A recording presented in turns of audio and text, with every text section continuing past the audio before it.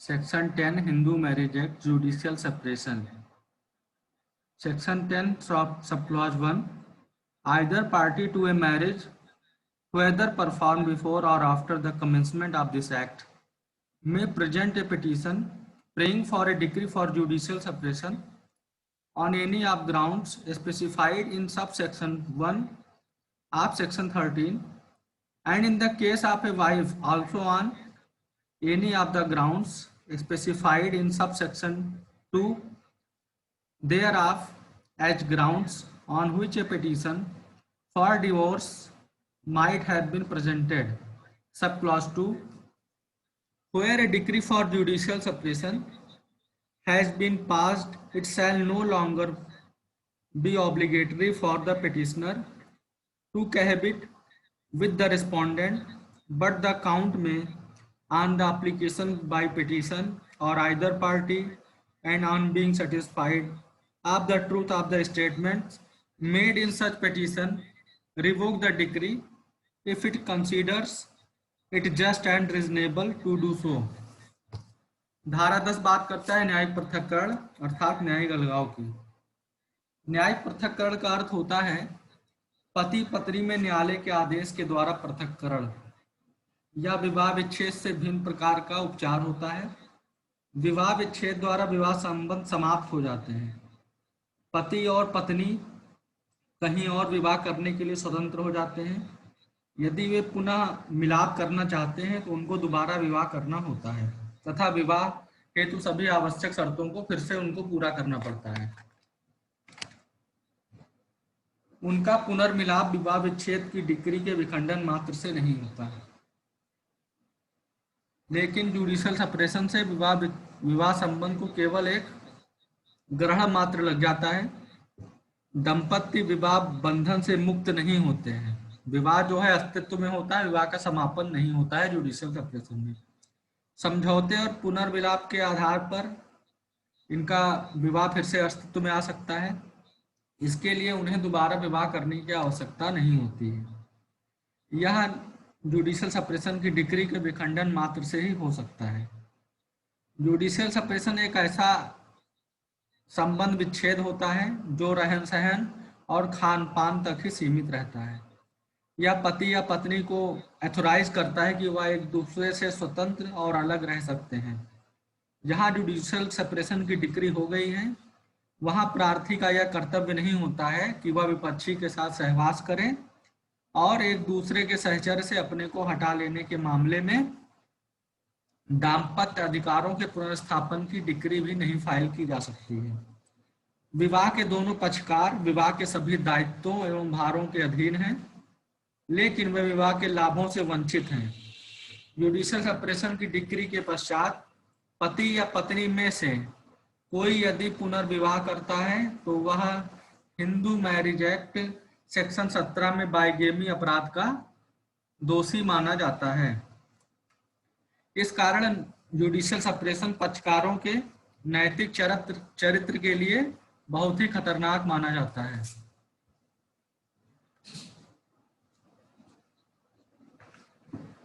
Section 10 में न्यायिक पृथक्करण का अनुतोष कुछ निश्चित परिस्थितियों में प्रदान किया गया है।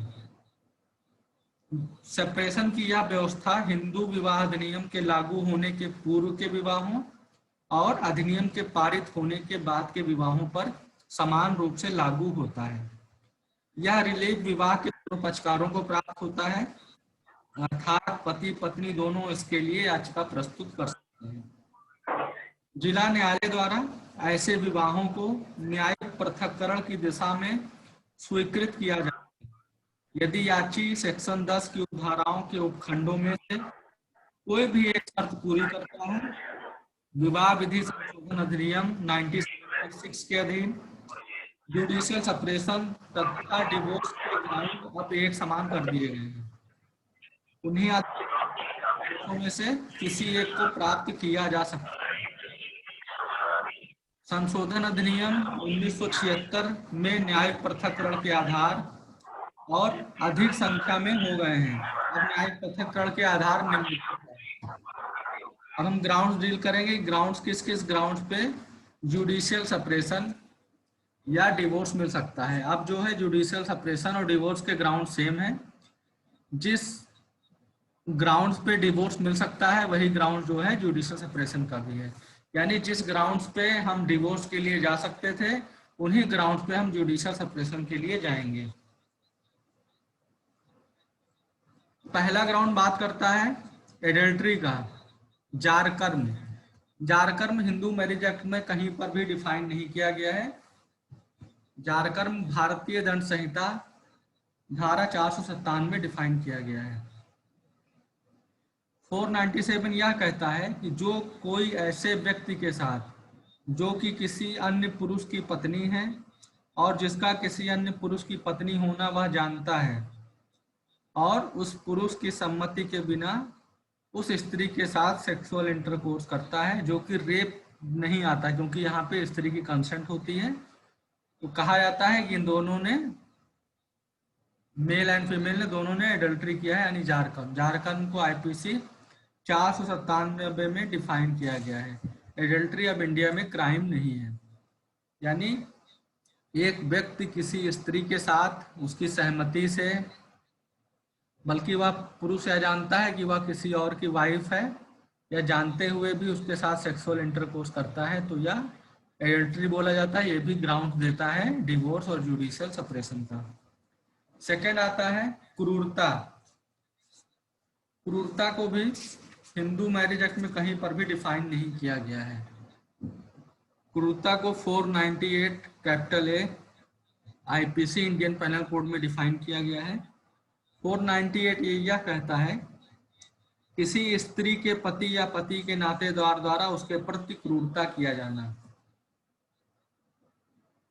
यानी जो कोई किसी स्त्री का पति या उसका पति का नातेदार है, अगर स्त्री के साथ क्रूरता करेगा तो इसमें 3 वर्ष का कारावास और जुर्माने से भी दंड दिया जा सकता है।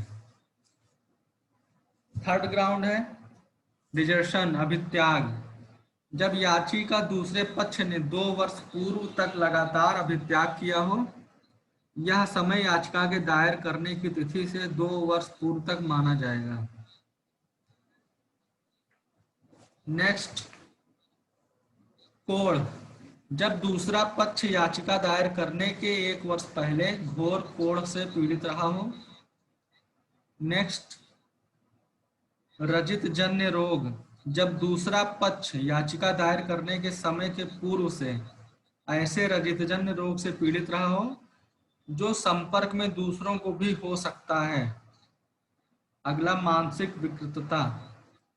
जब प्रत्युत्तरदाता उपचार से ठीक न होने योग्य यानी असाध्य मस्तिष्क विकृतता से पीड़ित हो अथवा इस प्रकार की मानसिक अवस्था से लगातार अथवा बार बार पीड़ित रहा है और इस सीमा तक पीड़ित रहा है कि याची प्रत्युत्तरदाता के साथ उपयुक्त ढंग से नहीं रह सकता है।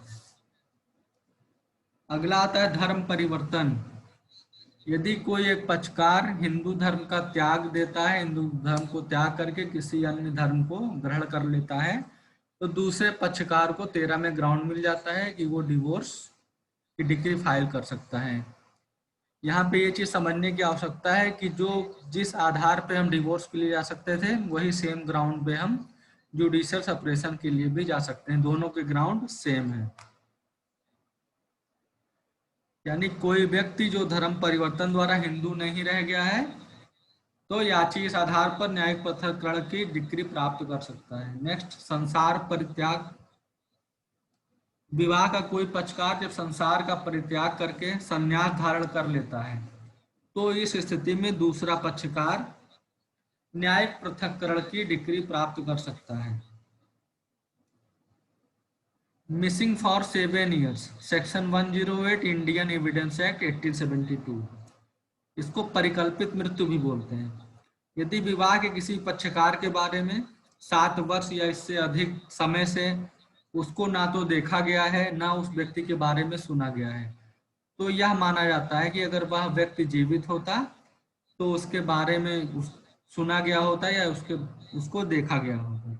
यदि विवाह के किसी पक्षकार के बारे में 7 साल या उससे अधिक समय से उन लोगों के द्वारा इसका जीवित होना नहीं सुना गया है जो उसके विशेष संबंधी हैं और जिन्हें यदि वह व्यक्ति जीवित होने का ज्ञान होता तो विवाह के दूसरे पक्षकार को न्यायिक पृथक्करण की डिग्री प्राप्त करने का आधार प्राप्त हो जाता है। लेकिन बिना डिग्री प्राप्त किए हुए अगर कोई पक्षकार विवाह कर लेता है तो वो द्विविवाह का दंडी हो जाएगा। यानी 7 वर्ष से या उससे अधिक किसी पक्षकार के बारे में नहीं सुना गया है, ना उसको देखा गया है, तो इस स्थिति में भी दूसरे पक्षकार के द्वारा डिवोर्स लेना कंपलसरी है। बिना डिवोर्स के वो मैरिज नहीं कर सकता है, दूसरा मैरिज नहीं कर सकता है।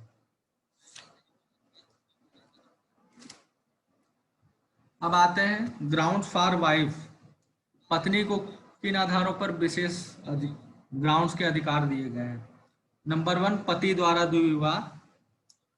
पत्नी विवाह विच्छेद के लिए तलाक की याचिका इस आधार पर भी प्रस्तुत कर सकती है कि पति ने जो है उसके जीवित होते हुए भी दूसरा विवाह कर लिया है। तो द्विविवाह अधिनियम की धारा 17, हिंदू मैरिज एक्ट की धारा 17 में बताया गया है कि जो कोई अपने पति पत्नी के जीवित होते हुए भी उनके जीवन काल में कोई दूसरा विवाह करता है तो वह उसको द्विविवाह के लिए दंडित किया जाएगा। उसको दंड कहाँ दिया जाएगा? भारतीय दंड संहिता की धारा 494 और 495 के अधीन। तो पत्नी को राइट मिलता है, अगर उसका पति ने द्विविवाह कर लिया है तो स्पेशल ग्राउंड मिल रहा है वाइफ को कि वो चाहे तो इस बेस पे डिवोर्स ले सकती है। ठीक, पत्नी विवाह विच्छेद के लिए तलाक की याचिका इस आधार पर प्रस्तुत कर सकती है कि उसके पति ने द्विविवाह कर लिया है अथवा विवाह के पूर्व पति द्वारा विवाह की गई कोई पत्नी विवाह के समय जीवित थी। यानी जब उनका विवाह हुआ तो उससे पहले पति की कोई पत्नी जीवित थी। यह आधार तभी लागू होता है जब दूसरी पत्नी याचिका प्रस्तुत करने के समय जीवित हो। सेकंड, पति द्वारा बलात्कार, गुदा मैथुन अथवा पशुगमन का दोषी होना। यदि पति बलात्कार, गुदा मैथुन अथवा पशुगमन के अपराध का दोषी है तो इन आधारों पर भी पत्नी तलाक की डिक्री प्राप्त कर सकती है। यानी हस्बैंड जो है वो बलात्कार, गुदा मैथुन या पशुगमन का अगर दोषी रहा है तो पत्नी को यह आधार भी प्रदान मिलता है कि वह चाहे तो इन आधार पर डिवोर्स या जुडिशियल सेपरेशन के लिए जा सकती है। Third, maintenance decree to wife. जहां हिंदू दत्तक ग्रहण तथा भरण पोषण अधिनियम 1956 की धारा 18 के अधीन या सीआरपीसी की धारा 125 की कार्यवाहियों के अंतर्गत पति के अगेंस्ट पत्नी के पक्ष में भरण पोषण के लिए डिक्री अथवा आदेश पास कर दिया गया है और इस प्रकार की डिक्री या आदेश पास हो जाने के बाद विवाह के पक्षकारों में सहवास 1 वर्ष अथवा अधिक वर्षों से नहीं हुआ है तो भी पत्नी को ग्राउंड मिलता है कि वो डिवोर्स या जुडिशियल सेपरेशन के लिए जा सकती है। थर्ड बात करता है maintenance decree to wife. Hindu दत्तक ग्रहण अथवा भरण पोषण अधिनियम 1956 का सेक्शन 18 या सीआरपीसी का सेक्शन 125 के अंतर्गत अगर पति के अगेंस्ट में और पत्नी के फेवर में अगर डिक्री पास हो गई है और इस प्रकार की डिक्री या आदेश पास हो जाने के बाद विवाह के पक्षकारों में सहवास 1 वर्ष और अधिक वर्षों तक नहीं हुआ है तो ऐसी स्थिति में वाइफ को ग्राउंड मिल जाता है कि वो डिवोर्स के लिए जा सकती है। चौथा, यदि पत्नी का विवाह 15 वर्ष की आयु पूरा होने के पूर्व संपन्न हो गया था और उसने 15 वर्ष की आयु प्राप्त करने के बाद लेकिन 18 वर्ष की आयु पूरी करने से पूर्व विवाह को निराकृत कर दिया है। ठीक, चौथा ग्राउंड यह कहता है यदि पत्नी का विवाह 15 वर्ष की आयु पूरा करने से पहले हुआ था और उसने 15 वर्ष की आयु पूरी कर ली है लेकिन 18 वर्ष की आयु पूरी करने से पहले विवाह को अगर निराकृत कर देती है तो भी एक ग्राउंड मिल जाता है वाइफ को। ठीक। जैसे क्रूरता था, क्रूरता दो तरह की होती है, शारीरिक अथवा मानसिक। ठीक। शारीरिक क्रूरता क्या होती है? शारीरिक क्रूरता से आशय कोई हिंसापूर्व कृत करना जो विधिक क्रूरता के लिए पर्याप्त हो तथा प्रत्येक दशा में पक्षकारों की परिस्थिति के अनुसार बदलती रहती है। जैसे मारना पीटना, जब मारेंगे हम शरीर पे तो शारीरिक नुकसान होगा, तो वो शारीरिक क्रूरता में आएगा। वो आसानी से सिद्ध हो जाती है क्योंकि वहां पे आपको मार पिटाई के निशान, ऐसी परिस्थितियां सिद्ध कर देती हैं कि शारीरिक क्रूरता हुई है। सेकंड बात करता है मानसिक क्रूरता की। मानसिक क्रूरता का निर्धारण प्रत्येक मामले में अपनी परिस्थितियों पर निर्भर करता है। इसमें शारीरिक चोट और हिंसा की बात नहीं आती है। ठीक। इस प्रकार की क्रूरता से आशय उन कृत्यों से होता है जिनके द्वारा किसी पक्षकार को मानसिक पीड़ा पहुंचाई जाती है, कुछ अपशब्द बोले जाते हैं जिससे उसके स्वास्थ्य पर बहुत बुरा प्रभाव पड़ता है। मिथ्या दोषारोपण करना तथा पति का अत्यधिक शराब का सेवन करना, अन्य स्त्री से अवैध संबंध स्थापित करना, अपशब्द बोलना, वैश्यावृत्ति के लिए स्त्री को बाध्य करना, निंदा करना, व्यंग करना, इस प्रकार की क्रूरता में आते हैं। तो शारीरिक क्रूरता आसानी से सिद्ध हो जाती है लेकिन मानसिक क्रूरता आसानी से सिद्ध नहीं होती है। मानसिक क्रूरता में क्या क्या आएगा? किसी प्रकार का एलिगेशन लगाना, कमेंट करना, अपशब्द बोलना, ये सब मानसिक क्रूरता में आता है। एक केस है ए जयाचंद्रा वर्सेज अनिल कौर। ए जयाचंद्रा वर्सेज अनिल कौर। इस मामले में यह कहा गया कि हिंदू विवाह अधिनियम की धारा 13 के अंतर्गत क्रूरता के बारे में एक सामान्य सिद्धांत प्रतिपादित किया गया। इस वाद में न्यायालय ने यह कहा कि क्रूरता मानव के आचरण एवं व्यवहार के माध्यम से होती है तथा जहां मानव आचरण एवं व्यवहार इस तरह के हों कि दूसरा पक्ष उसके साथ नहीं रह सकता है, तो ऐसी परिस्थितियों को हम क्रूरता मानते हैं। ये एक तरह की क्रूरता है।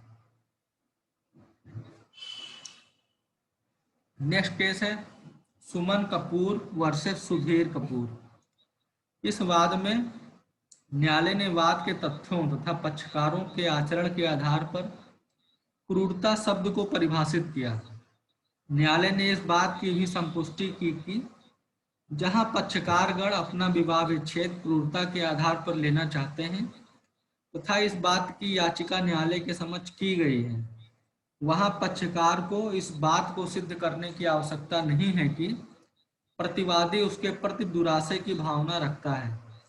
ऐसे मामले में न्यायालय का यह कर्तव्य होता है कि वह वाद के तथ्यों के आधार पर क्रूरता को निर्धारित करे।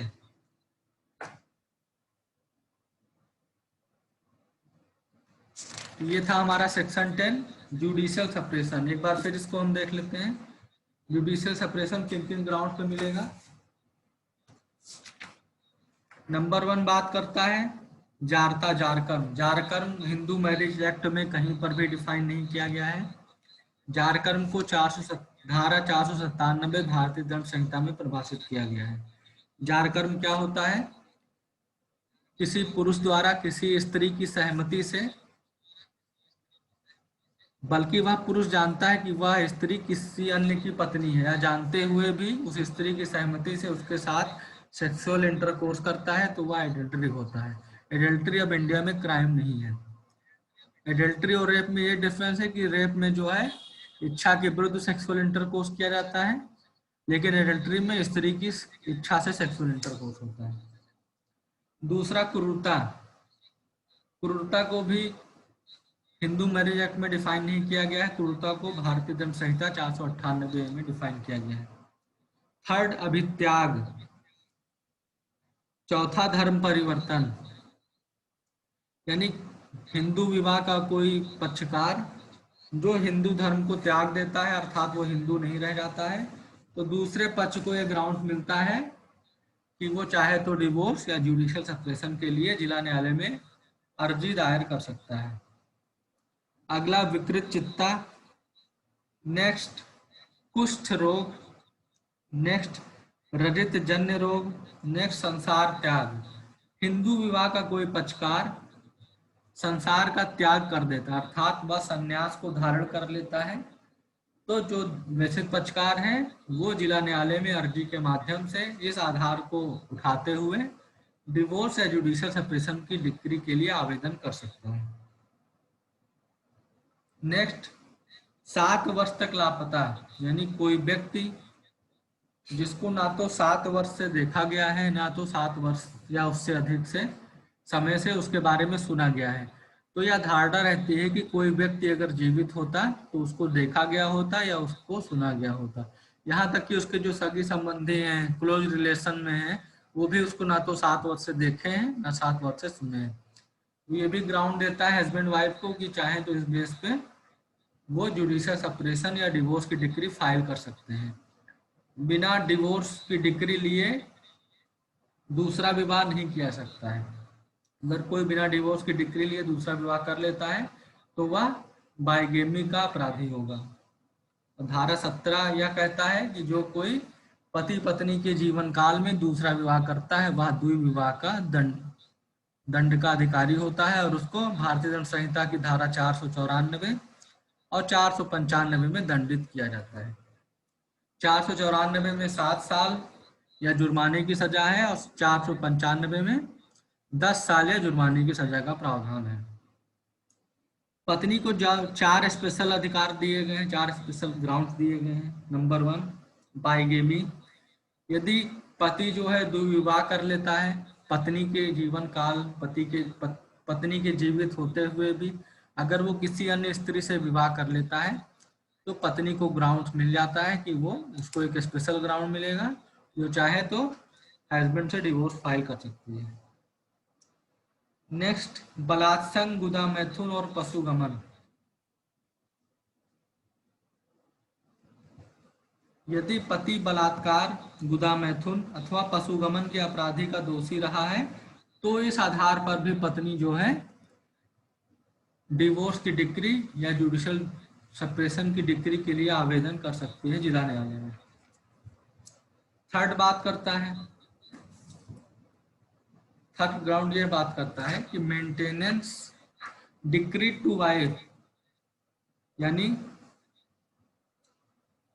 हिंदू दत्तक ग्रहण तथा भरण पोषण अधिनियम 1956 की धारा 18 के अधीन या दंड प्रक्रिया संहिता सीआरपीसी की धारा 125 के अधीन अगर पति के अगेंस्ट में और पत्नी के फेवर में भरण पोषण की डिक्री या आदेश कोर्ट के द्वारा पारित कर दिया गया है और इस प्रकार के डिक्री या आदेश पास हो जाने के बाद विवाह के पक्षकारों में सहवास 1 वर्ष अथवा अधिक वर्षों से नहीं हुआ है तो भी वाइफ को यहाँ पे एक विशेष आधार प्रदान किया जाता है कि वो चाहे तो डिवोर्स या जुडिशियल सेपरेशन के लिए जा सकती है। चौथा ग्राउंड है पति द्वारा विवाह का निराकरण। यदि पत्नी का विवाह 15 वर्ष की आयु पूरा होने के पहले संपन्न हो गया था और उसने अब 15 वर्ष का आयु पूरा कर लिया है, लेकिन 18 वर्ष की आयु पूरा करने से पहले अगर वो विवाह का निराकरण कर देती है तो भी वो डिवोर्स के लिए जा सकती है। तो जुडिशियल सेपरेशन क्या होता है? यह ऐसा सेपरेशन है हिंदू विवाह अधिनियम के लागू होने के पूर्व के विवाहों और अधिनियम के पारित होने के बाद के विवाहों पर सामान्य रूप से लागू होती है। यह रिलीफ विवाह के दोनों पक्षकारों को मिलती है, अर्थात पति तथा पत्नी दोनों इसके लिए याचिका प्रस्तुत कर सकते हैं। ऐसी याचिका जिला न्यायालय में प्रस्तुत की जाएगी, यानी जो कोई जितने ग्राउंड 13 में बताए गए हैं, कोई भी एक ग्राउंड के आधार पर जो व्यथित या पीड़ित पक्षकार है वो जिला न्यायालय में विवाह विच्छेद या न्यायिक अलगाव की डिक्री प्राप्त करने के लिए याचिका प्रस्तुत कर सकता है। अब जो भी उसमें कथन या तथ्य बताए गए हैं उस याचिका में, कोर्ट जो है जिला न्यायालय उसकी जांच करेगा। अगर वह संतुष्ट हो जाता है और ग्राउंड से सेटिस्फाइड हो जाता है तो वह व्यथित पक्षकार याची के पक्ष में डिक्री पास कर सकता है। अब हम एक बात 13A पढ़ते हैं। 13 का ये 13A बात ये करता है alternate relief in divorce proceedings. ठीक, in any proceeding under this act on a petition for dissolution of marriage by a decree of divorce, except in so far as the petition is founded on the grounds mentioned in clause 2nd, 6 and 7 of subclause 1 of section 13. The court may, if it considers it just so to do, having regard to the situations of the case, pass instant a decree for judicial separation. 13A एक alternate remedy की बात करता है कि अगर कोई पक्षकार 13 में बताए गए आधारों पर अगर वह डिवोर्स के लिए जाता है तो कोर्ट्स के पास ये राइट है कि वो चाहे तो डिवोर्स दे, चाहे तो जुडिशियल सेपरेशन की डिक्री पास कर सकता है। तो ये 13A बात करता है कि कोर्ट को एक वैकल्पिक अधिकार देता है, यानी कोई एक पक्षकार जो डिवोर्स की डिक्री के लिए जिला न्यायालय में आवेदन करता है, अब कोर्ट के पास ये राइट है कि चाहे तो उसको डिवोर्स की डिक्री दे दे, चाहे तो उसको जुडिशियल सेपरेशन की डिक्री दे दे। 13 का यह कहता है कि इस अधिनियम के अधीन किसी कार्यवाही में विवाह विच्छेद की डिक्री द्वारा विवाह के विघटन के लिए अर्जी पर उस दशा में छोड़कर जिसमें अर्जी धारा 13 की उपधारा 1 के खंड 2, 4, 2, 6 और 7 में वर्णित आधारों पर है, यदि न्यायालय मामले की परिस्थितियों को ध्यान में रखते हुए या न्याय संगत समझता है तो विवाह विच्छेद की डिक्री के बजाय न्यायिक पृथक्करण की डिक्री पारित कर सकता है। यानी विवाह के दो पक्षकार हैं, ए और बी। बी जो है 13 में कोई ग्राउंड्स के आधार पर वो जिला न्यायालय के समक्ष विवाह विच्छेद की डिक्री के लिए आवेदन करता है, तो कोर्ट चाहे तो डिवोर्स की डिक्री ना प्रदान करते हुए उसको जुडिशियल सेपरेशन की डिक्री प्रदान कर सकता है। तो 13 का कैपिटल है यही बात करता है alternate relief in divorce proceeding. ये क्या है? डिवोर्स प्रोसीडिंग में एक अनुकल्पिक रिलीफ प्रदान करता है। कोर्ट को ऐसा राइट है कि वो 13 में, लेकिन अगर अर्जी गई है 13 के 2, 13 के 6 और 13 के 7 अंतर्गत, तो उन आधारों को छोड़कर बाकी किसी आधार पर गई है तो कोर्ट डिवोर्स ना देकर जुडिशियल सेपरेशन की डिक्री पास कर सकता है। तो ये था सेक्शन 10, बात करता था जुडिशियल सेपरेशन का। जुडिशियल सेपरेशन में विवाह का समापन नहीं होता है, विवाह अस्तित्व में होता है। यहाँ पे समझौता और मेल मिलाप की संभावना होती है, लेकिन डिवोर्स में अगर डिवोर्स की डिक्री मिल गई है तो क्या है, विवाह का समापन हो जाता है। अब अगर उन दोनों पक्षकारों को फिर से आपस में विवाह करना है तो फिर से उसी रीति रिवाज और नियम के अनुसार वो विवाह करेंगे। लेकिन जुडिशियल सेपरेशन में क्या होता है, अगर मेल मिलाप, जुडिशियल सेपरेशन की डिक्री मिल गई है, मेल मिलाप हो गया है, पुनर्मिलन हो गया है, तो जुडिशियल सेपरेशन की डिक्री जो है वो रिवोक हो जाती है और फिर से जो मैरिज है वो अस्तित्व में आ जाती है। कोई अगर क्वेश्चन हो, कहीं कुछ समझ में ना आया हो तो आप पूछ सकते हैं।